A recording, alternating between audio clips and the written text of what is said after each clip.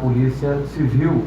Então, assim, nós estamos fazendo investimento porque a gente quer recuperar o prestígio das corporações policiais, das forças policiais no estado do Espírito Santo.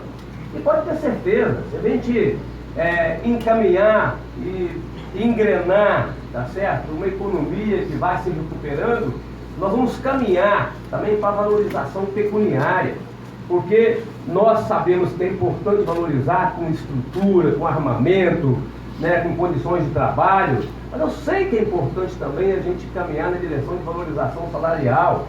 Mas vocês sabem que a gente dá um passo de acordo com a nossa possibilidade, que a gente tem que ter responsabilidade com aquilo que a gente faz, mas indo num caminho adequado da economia brasileira, nós vamos discutindo com vocês essas possibilidades de melhoria. É nosso desejo, porque nós queremos uma polícia, seja uma polícia cada vez mais motivada, né, cada vez mais entregando resultado. Eu sei que o governador, o secretário, o comandante, o delegado-chefe, os comandantes exercem um papel importante. Então, minha mensagem é de muita determinação para o trabalho, minha mensagem é de certeza de que nós vamos alcançar muito resultado. Vocês têm um governador que gosta de trabalhar com a polícia. Tem governador que não gosta de trabalhar com a polícia.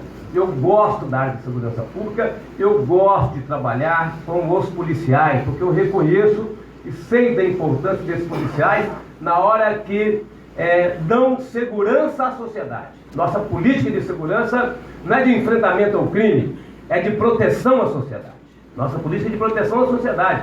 Quem tem que ter essas armas aqui são os policiais.